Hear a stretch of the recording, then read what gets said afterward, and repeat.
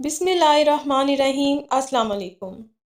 معدے اور آنتوں کے مریض متوجہ ہوں۔ اگر صبح کے وقت ایک گلاس تازہ پانی میں ایک کھانے کا چمچ لیموں کا رس اور تھوڑا سا نمک ملا کر پی لیا جائے تو یہ معدے اور آنتوں کی صفائی کے لیے بہترین ہے اور اس سے معدہ اور آنتوں کی خرابیاں باہر نکل جاتی ہیں۔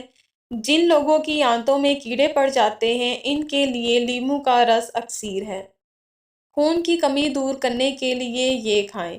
جسم میں خون کی کمی سے رنگ پیلا پڑ جاتا ہے، کام کرنے کی صلاحیت کم ہو جاتی ہے، بار بار تھکاوٹ کا احساس ہوتا ہے، سر اور ٹانگوں میں درد رہتا ہے اور طبیعت میں سستی غالب آ جاتی ہے۔ اس صورت میں ایسی غذا کھائیں جس میں آئرن اور وٹامن سی وافر مقدار میں ہوں، مثلاً خوبانی، آم، سیب، لیموں، پالک وغیرہ۔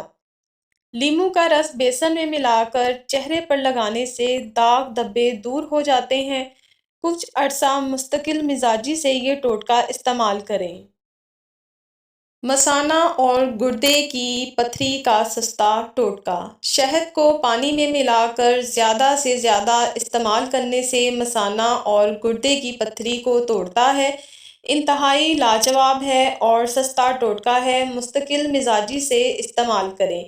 انڈوں کو پانی میں ڈالیں۔ تازہ اور صحت مند انڈے پانی میں ڈوب جاتے ہیں اور پرانے اور غیر صحت مند انڈے پانی میں تیرتے رہتے ہیں۔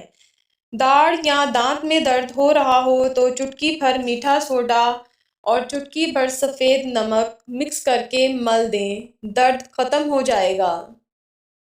جن لوگوں کے بال بہت زیادہ گرتے ہوں ان کے لیے یہ نسخہ بہت لاجواب ہے۔ کلونجی کا تیل اور ادرک کا پانی ہم وزن لے کر روزانہ صبح شام بالوں میں لگائیں، بال گرنا بند ہو جائیں گے اور نئے بال آنا شروع ہو جائیں گے انشاءاللہ۔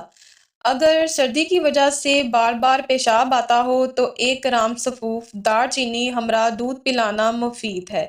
جسمانی محنت و مشقت کرنے والے اگر 5 سے 6 کھجوریں کھا لیں تو اس سے ان کو فوری توانائی میسر آئے گی، یہ بنسبت اس کے کہ وہ سگریٹ یا چائے وغیرہ سے اپنے آپ کو تر و تازہ کرنے کی کوشش کریں۔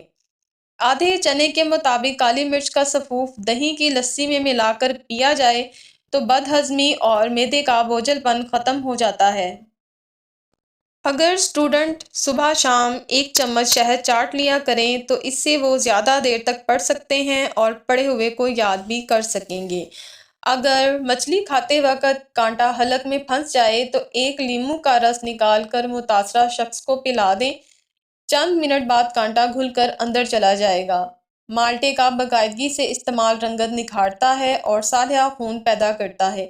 اس کا جوس ہاضم ہے، دل و دماغ کو طاقت اور فرحت بخشتا ہے۔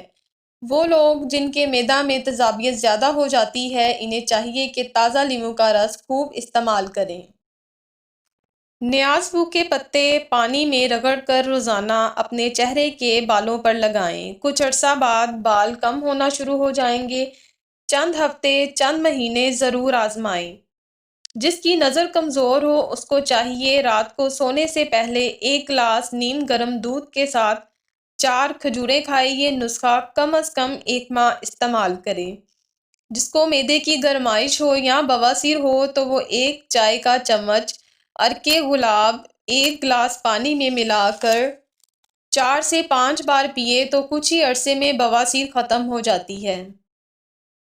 وہ لوگ جن کے معدہ میں تیزابیت زیادہ ہو جاتی ہے انہیں چاہیے کہ تازہ سیبوں کا رس خوب استعمال کریں۔